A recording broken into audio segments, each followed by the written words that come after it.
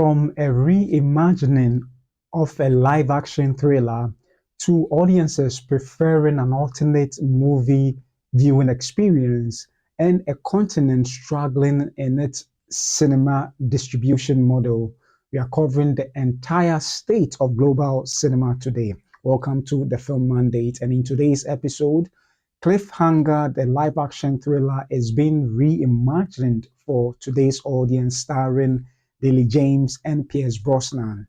And the AP-NORC poll has indicated that audiences actually prefer the streaming viewing experience of movies to the theaters. And also, we'll be discussing and delving into the topic as to whether the traditional cinema business model is viable in Africa today.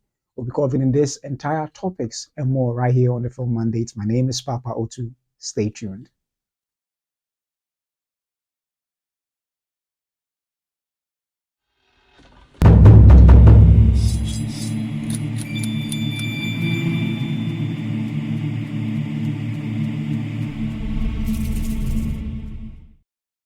Hello and welcome back to the Film Mandate, where I bring to you movie news, reviews, and reactions, both from the African front and the international scene. And thanks for joining me for this episode of the Film Mandate.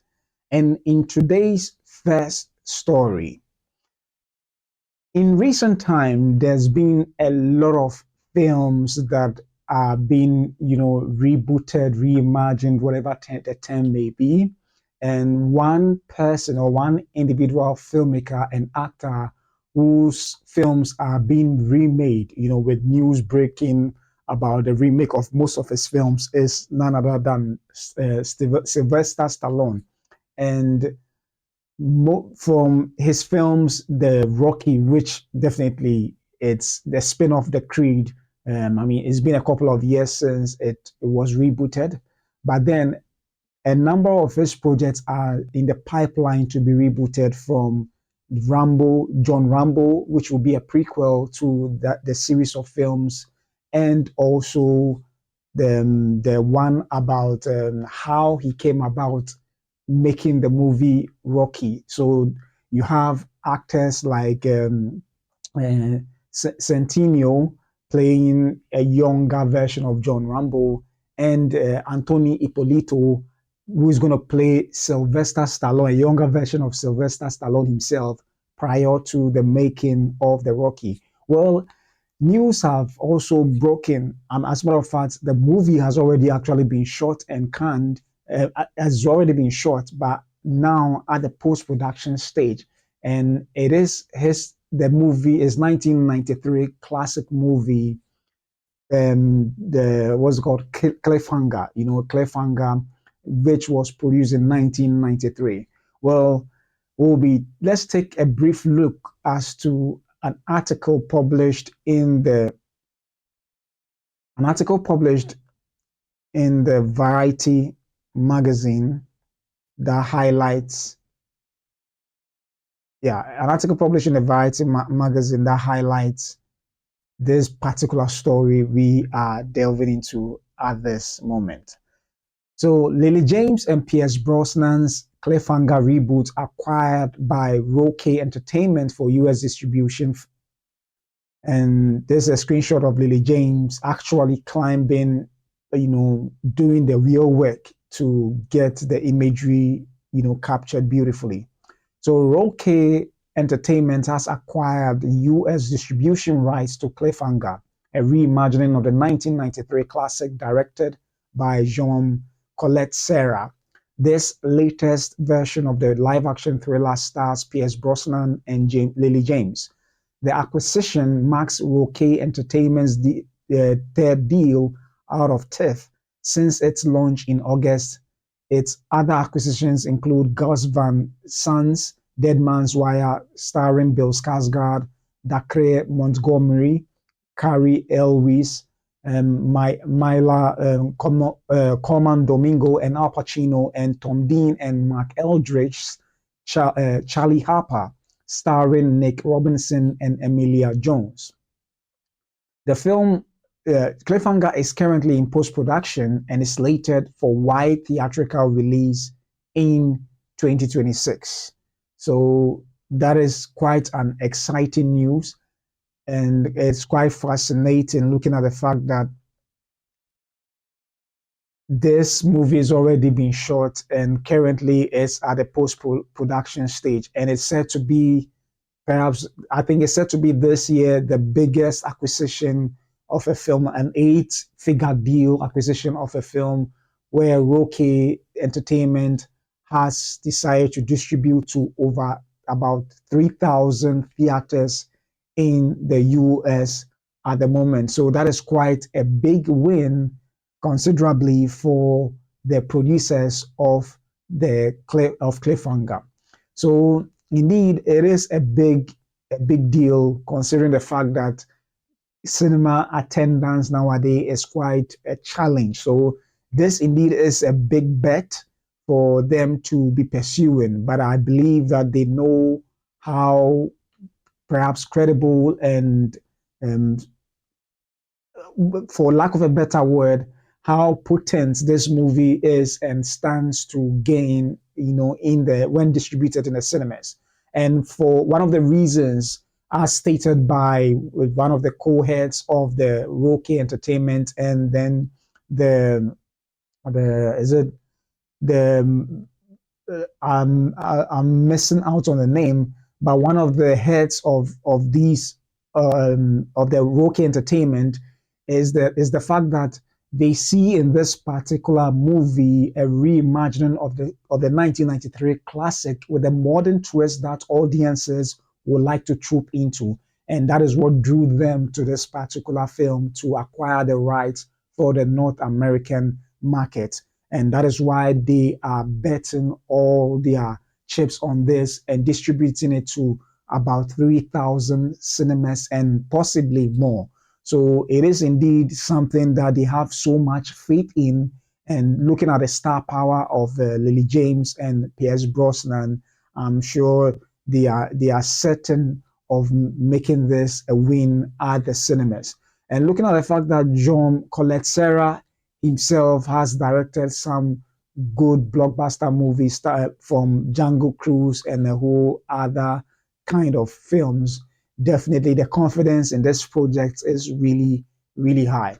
So it is actually emphasized on the fact that this film is actually meant for the cinemas. And the director, Colette Serra, did say that he is so proud of Lily James, who chose to actually do the physical work herself, and that has helped them, that enabled them to capture the sceneries, the Dolomite mountainous areas beautifully on screen without any touches to it. So, and that is one thing they are excited about. So for all the parties involved, they believe they have something good at hand. And obviously, for it to have received such a good deal, the best so far this year, when you're considering all the films that were acquired in this year's festival runs, the what's it called? Cliffhanger has the highest, it is now the highest acquisition that has come out of TIFF, and compared to even all other film festival that has happened this year. So that is quite a big win for this film and shows the confidence they have in this particular movie. So that is quite exciting. And seeing that the 1993, the classic, film, the rendition by starring Stallone, Sylvester Stallone himself, made about $250 million, which is or was a very big, hit at the time. It then indicates that they are hoping for a much better box office return this time around, even compared to the first one. And seeing the fact that this has been, sort of reimagined for today's audience, as stated by the distributors, they have all the hopes in this particular project, seeing that they hope that they can make a big, enough, let me call money out of it. So this acquisition was actually negotiated on behalf of the filmmakers by CAA Media Finance, which is representing the domestic rights, whilst Rocket Science, another company, is also handling the international sales. So it is quite a big project that all the parties involved have so much faith in. And it is written by Anna Lily Amepo and a team of other writers as well. And you have several producers on board to see to its success as well. So the film centers, this is just a brief synopsis of the film. It says that the film centers on a seasoned mountaineer, Ray Cooper, that is Brosnan, who operates a luxury chalet in the Dolomites with his daughter, Sydney. According to the film's description, the story takes place during a weekend trip with a billionaire's son, where they are targeted by a gang of kidnappers. Ray's daughter, Naomi, that is Lily James' role, still haunted by a past climbing accident, witnesses the attack and escapes. To save her family, she must confront her fears and fight for survival. So that is quite a description given for this particular film. And one of the description being given to this particular film is said to be there's a Die Hard meeting. Let me get the description that they gave to it. It's said to be like Die Hard meeting another particular film. Pardon, I think I'm missing that, but that is quite a high bar. So a father and daughter take on Die Hard. That is the description being given to this film. And Die Hard comes highly recommended. So with Die Hard coming highly recommended and seeing that this is what they are looking at with regards to, you know, all the deals being put in place, we are looking at 3,000 cinemas, you know, and also an 8-figure amount for its acquisition. It then points to the very confidence they have in this film. And that is really good because currently now, most films are not performing as well as we would have hoped compared to the pre-pandemic era. So if this movie can add to the event films that we are experiencing for some of the films like Minecraft, the movie, and other productions, this would actually help show up the confidence in the theatrical going experience. And that would be good for all film industries everywhere. And that is one thing we are hoping we are going to get. And definitely this film, Roque's president, yes, the name is Megan Colligan, emphasizes the film is built for theaters. And that is why they have so much confidence to push it into the cinema. And obviously with the premium large format screens, it's going to capture that cinematic landscape even far better than what we saw in Cliffhanger by starring Stallone in the poster, as you can see on the screen at the moment. So indeed, they have quite a Herculean, you know, task and a high bar to overcome. As obviously, when it's released, there will be comparisons between this particular reimagination and that of Sylvester Stallone's film. So that would be quite an interesting thing to really look at. But it looks like they are very confident in it to the extent that there are even rumors, which I may believe is actually true, that they are already planning a sequel to this reimagining. So that is quite an high such confidence. You know, it shows to how much confidence they have in this project to the extent that they are already discussing a sequel. So we'll be looking forward to see what this particular film has to offer so much that they have bet all their chips on it. So let me know what you think particularly about this film, seeing that they are using their hopes and strategy for this film is to push it to the younger audience, particularly from the side of Lily James, who is front and center in this particular production. So let me know what you think about this particular production and as to how wide a theatrical release they are given to this project. Whatever you think about this production, leave your thoughts in the comment section below. So moving on from a film with betting big on this blockbuster with a wide theatrical release.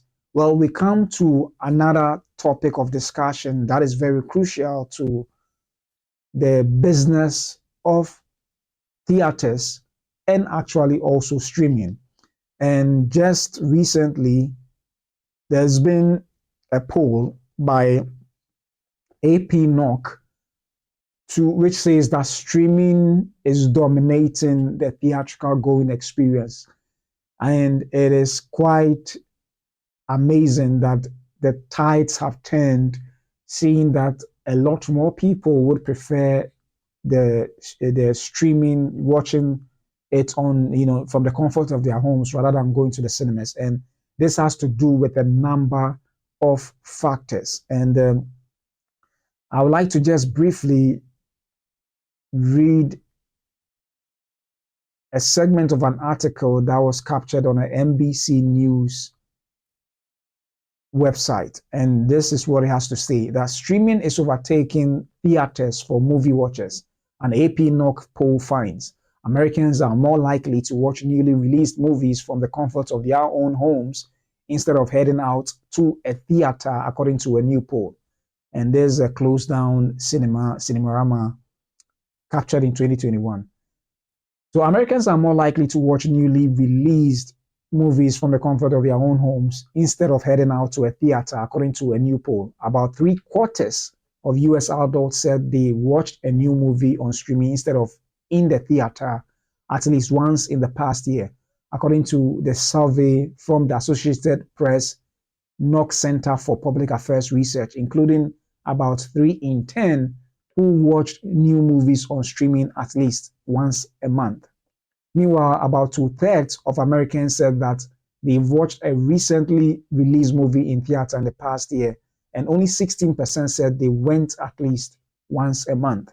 The results suggest that, on the whole, American moviegoers are more likely to stream a film than see it in the theaters, a shifting tide that was only accelerated during the COVID-19 pandemic and its aftermath. Convenience and cost are both factors for many people who can't find the time to go to a theater or pay the increasingly high price for a ticket.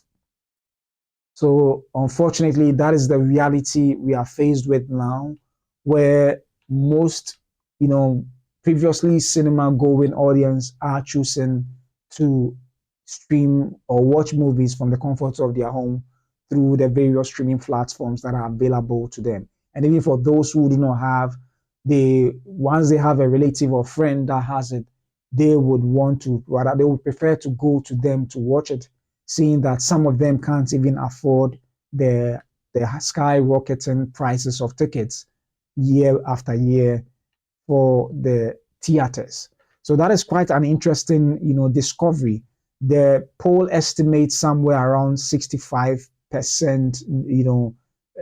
That is how, in terms of the adult audience, a majority are not going back to the cinema anymore right after the pandemic. So that is quite a disturbing toll, I'm certain, for the theater owners who I'm sure are very concerned as to this particular drop.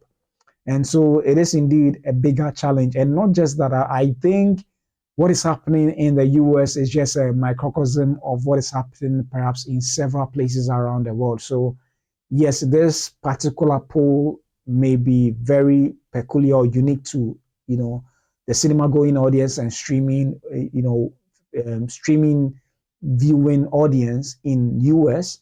But on a broader scale, it looks like that is the trend that is happening in most places around the world, as it states within the article. So the challenge here is that a lot of adults now, I'm sure, due to the pandemic and the issues concerning what happened around that time, they will prefer to watch it at home.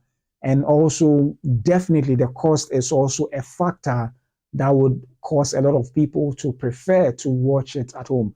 Just as I was saying in an episode ago, with just depending on which streaming services you are using, a ticket price could give you a subscription for a month, and or even perhaps two ticket prices can give you a subscription for a month, and you have to your choice a vast library of films that you can choose to watch them at your own time, at your own pace, in your own home, in the comfort of your own home. So this has sort of worsened the case for the theaters. Also, one of the challenge has been the fact that a lot of films that, particularly during the pandemic, in 2017, there was a 90-day theatrical window for movies showing in the cinemas. But right after the pandemic, it dropped to 45, even with some of the films showing in less than 45 day theatrical window. And therefore, a lot of people also feel like, oh, with this particular trend happening after a month or two, I will likely see the film on the streaming platform anyway. So it has sort of trained audiences to prefer to wait, because obviously it's going to end up on their streaming platform if they have access to them and they will see it. So instead of shelling out maybe an extra $12 or $17, whatever premium format you may be watching it on, they would wait, because after all, they are paying that amount of money for the subscription, and it is relatively far cheaper compared to just going to watch it once, and you may not have the opportunity to watch it again should you not have the funds. So this has created quite a problem, seeing that most movies released nowadays, with the exception of a few ones, actually don't last so much in the cinemas. And I think one thing that even made it even far worse was what Warner Brothers did, having a day and date release where movies were shown in the cinemas and at the same time were on the streaming platform of HBO Max, where audiences were watching. So it sort of perhaps trained audiences to choose to watch at home rather than go to the cinemas. And that has been a major problem that is facing the theater business today. So there is a myriad of issues that is creating this particular dwindling numbers in terms of attendance, and that is indeed sad for the cinema going business. But it is understandable, seeing the state of the world as we find today. So it is also a major challenge. One of the reasons why even others are still choosing to watch it at home is that over the years, technology has far advanced and improved, giving people some of the best home theater experience. It definitely won't compare or can't compare to what we have in the cinemas, but with the setup that exists today, a lot more people are confident and more comfortable watching, their films on the big screen with surround Dolby sound and all that. So definitely they have a semblance of that theatrical going experience in their own home, and would they have to leave in terms of transport, going to buy concessions of popcorn, candy, and drinks or soda to eat whilst watching, and all this money can be saved. So for a family of more than one, when going to the cinemas, you're going to pay not just for one ticket but more tickets, and also if you have to buy concessions, by the time you are done, you may be shelling out maybe $200 or more, and therefore the streaming services may seem more appealing, because with perhaps $200 or $150 or whatever amount may be, you can't subscribe for the streaming service for months. And if you live in the same household, obviously it is even relatively far cheaper than going to the cinemas. So all these things has sort of made the theater business a little volatile, making the numbers of the streaming services to shoot up comparatively to those attending the theaters. However, it's such that they haven't ruled it all out. Most of those who are still watching the streaming movies would go to the cinemas to watch the films, provided it is an event film. So if the films is something that draws them so much, they would go. So you had a lot of Gen Z going to watch Minecraft movie, which happens to the biggest film in the US for this year, almost close to $1 billion. And so, depending on how eventful of a film it may be, you'll see a lot of people trooping to the cinemas to go and watch it. And it is likely that we may see a surging of the numbers beating that of the streaming during some of these event films that may be shown. Particularly in point would be Avatar, Fire and Ash, which would drop in December. And it has the high potential of tipping the scale in favor of the theaters. So that will be quite an interesting thing to study and see whether if a lot more of these event films come into the cinemas, would it tip the scales to favor the cinemas or will it stay the same?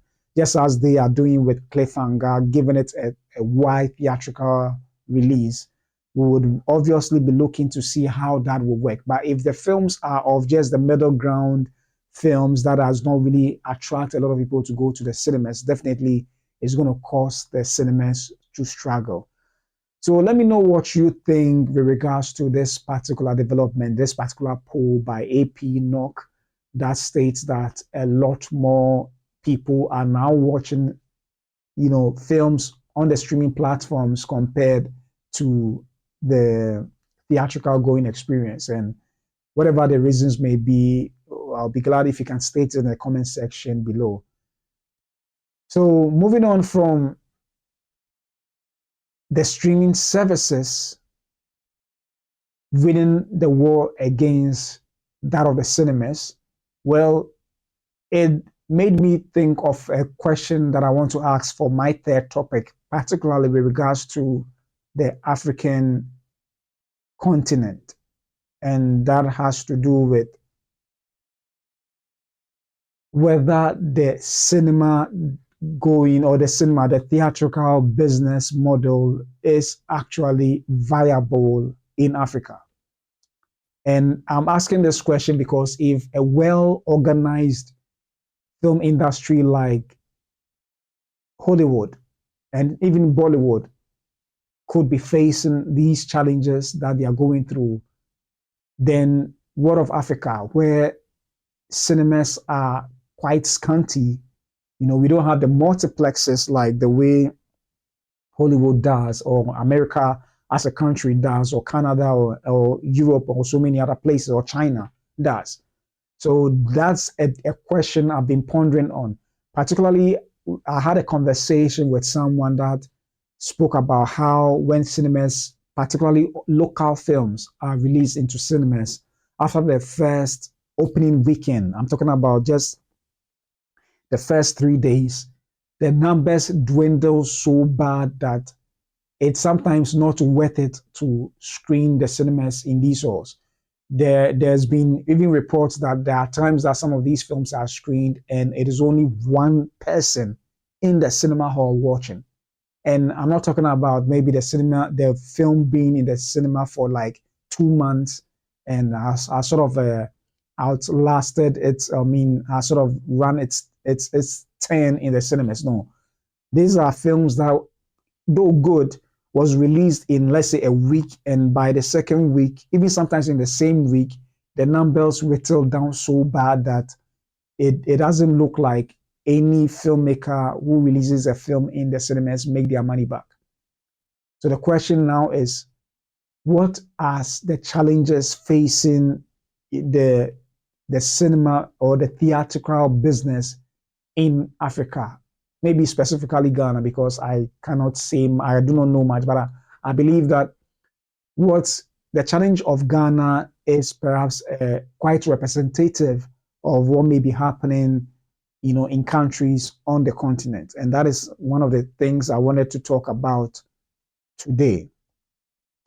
So one of the prime reasons, I must admit, is the fact that a lot of people may not be able to afford to even pay to go to the cinema to watch it in the first place. And that is a major challenge, because in as much as it may not be as expensive compared to the certain foreign territories. In terms of the economy, a lot of people are not within that class that they can afford to go to the cinemas. And to afford to go to the cinemas to a large extent is considered quite a luxury. It is considered quite a luxury. So finances is one of the major challenges that faces a lot of the cinema business in this country. I've had opportunity to actually do an outdoor kind of cinema to try a business model of that nature, and you realize that for for you to actually be able to get the numbers to come to the cinema, you have to beat down the pricing sometimes to a point that doesn't even make business sense, because a lot more people would only come when you can beat down the cost such that it's so reasonable for them to afford. And that is quite a challenge for the theatrical going business, or the theatrical business in Ghana, to be specific. So that is quite a challenge. So it is not an easy thing to really navigate with regards to the business. When you go, these are some of the challenges for cinemas that have been brought up by Google, and I would like to read them to you. It says that despite the opportunities, cinema operators must navigate several major hurdles. Number one, lack of cinema screens, and just that's one of the major challenges we are faced with. And it says that compared to its population, Africa is severely underserved by movie theaters, with only one screen per 787,402 people. That is woefully inadequate, aside the economic aspect. So you can imagine one screen per 787,402 people. Prominent Ghanaian actor Fred Nwama identifies the lack of exhibition venues as the biggest challenge facing Ghana's film industry. Yes, so he did actually bring this issue up some time back and stated that if private-public partnership can be hard, where every constituency in Ghana can have at least just one cinema, we will be having cinemas numbering over 200, and that can help shore up some of the pitfalls we have in Ghana, in the Ghanaian film industry. And I do agree with him. If we can have such cinemas all over the country, it makes it possible that in one opening weekend, most of the filmmakers can make their money back, and also possibly most of the cinemas can have enough good money to keep their business afloat. But as it stands now, with this particular data provided of over 700,000 people to one screen in Africa, it is indeed a serious challenge. It is indeed a serious challenge. The second issue they brought up here is, let me see if I can even bring it up onto the screen so that we take a look at it.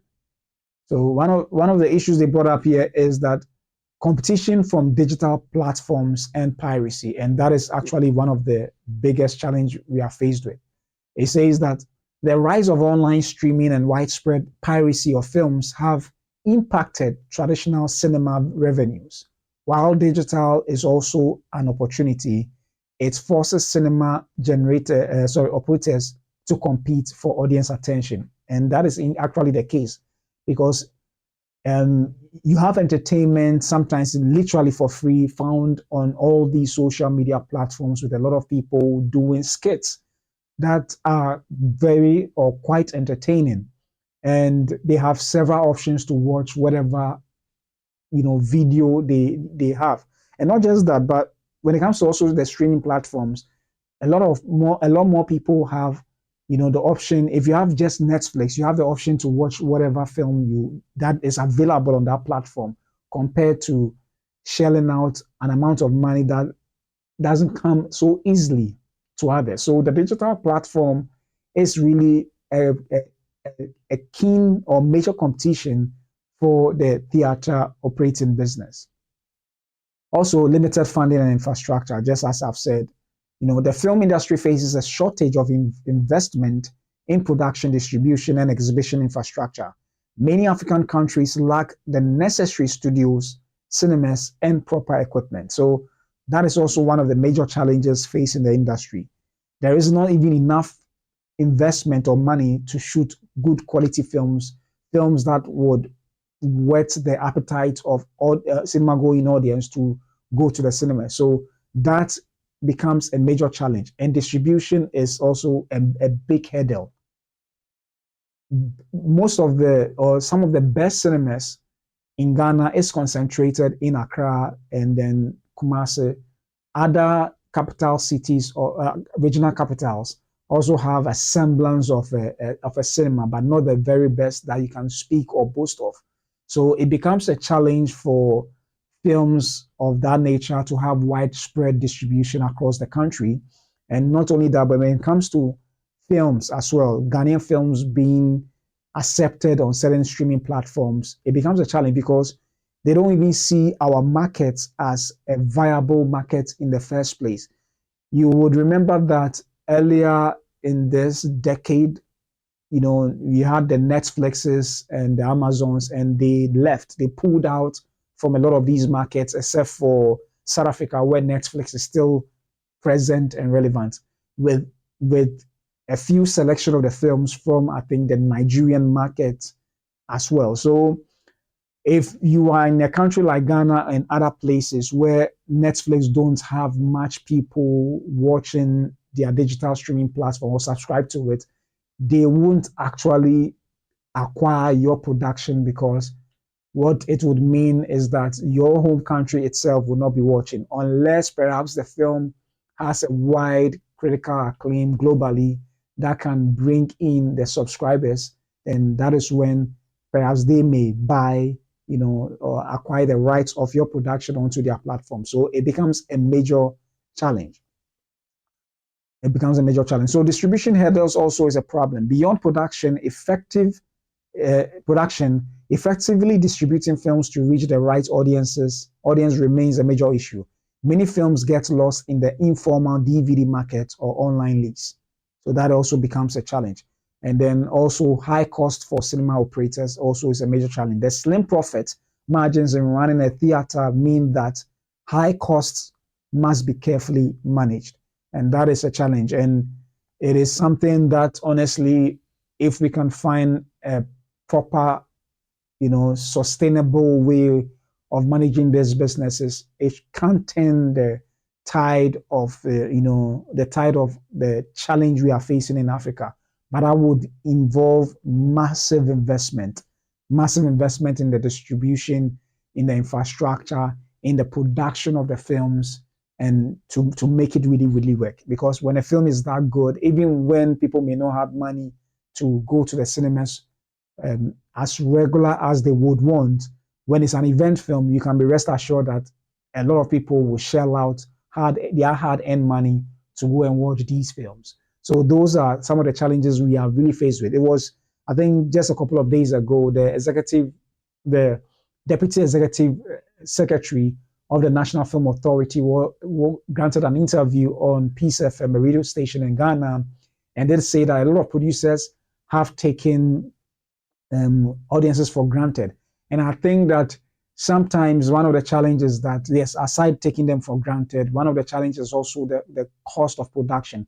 So they play it safe by doing stories that they know won't require them to invest so much or break the bank. So there's a myriad of problems we are faced with, and hopefully when the right investments come in play, things will change for the better. So, I mean, there are a lot more issues that, that we are faced with. Let me quickly go through what could help, make the business of cinema thrive in Ghana. So factors for success in the Ghanaian market, or even the African market, to be specific. So cater to local preferences. So a dual-focus strategy of showing both local and international film is needed, and which is being done at the, somewhere like the Silverbird. So a mix of Black Star, films and Nollywood productions with foreign blockbusters would cater to a broader audience, which is actually good. But sometimes too, you would want the local industry to actually make it bigger than the other, foreign films. But you can't help it, especially if perhaps the foreign films have a stronger marketing push. It's going to draw a lot of people to go and watch them compared to the local Ghanaian films or African films who may not have the same budget, marketing budget or promotion budget to push their films to wider audiences. Also integrate with the digital ecosystem. So cinemas should embrace technology by offering online ticketing, loyalty programs, and leveraging social media for marketing. This will help them compete with streaming services and attract a digital savvy population. Yeah. The third one says that create a unique experience, offer more than just a screening, providing a full entertainment experience with food, beverages, and special events like premiere nights, themed screenings, or open air cinemas can attract audiences seeking a communal experience. And that is actually true. So if you have the opportunity, go to the Page Center that organizes movie in the park.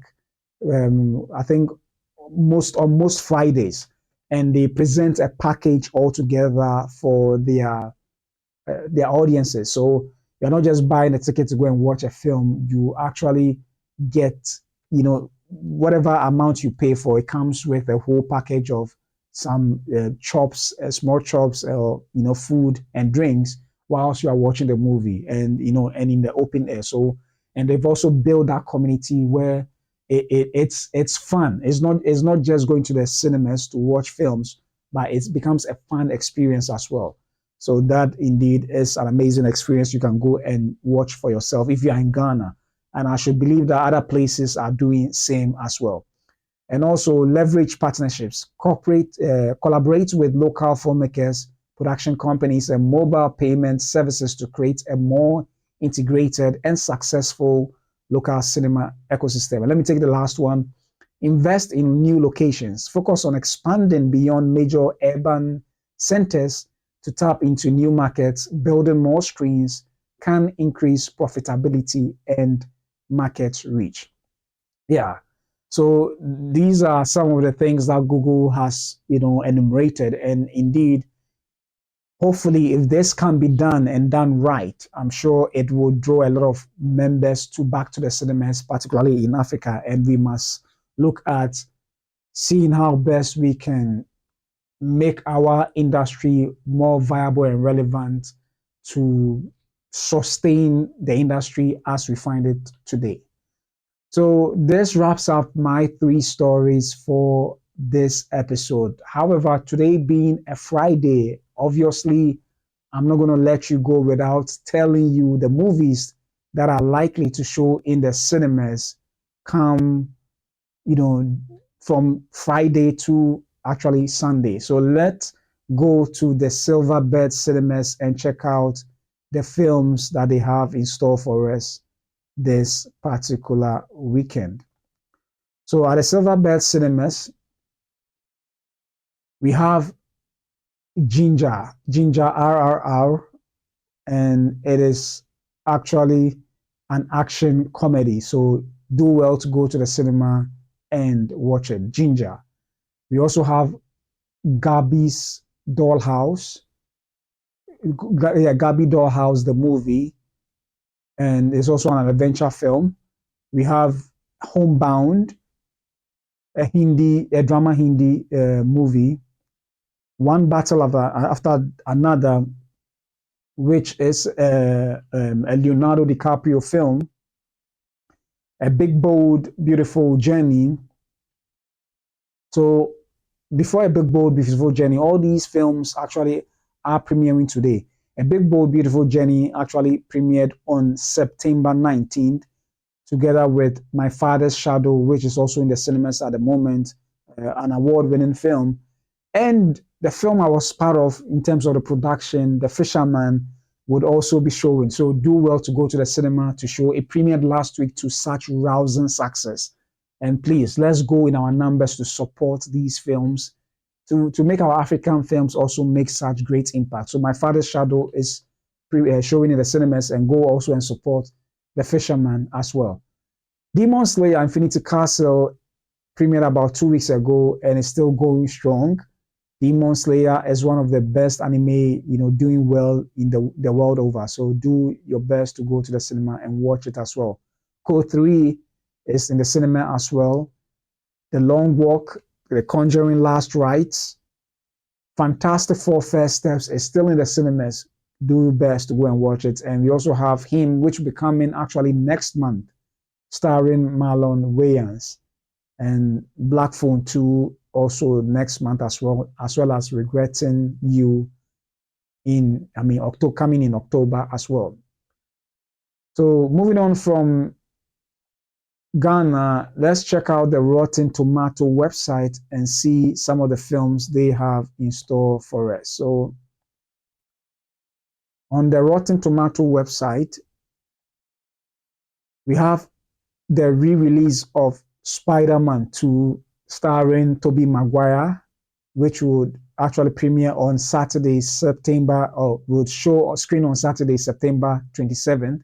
And you have One Battle After Another also premiering today.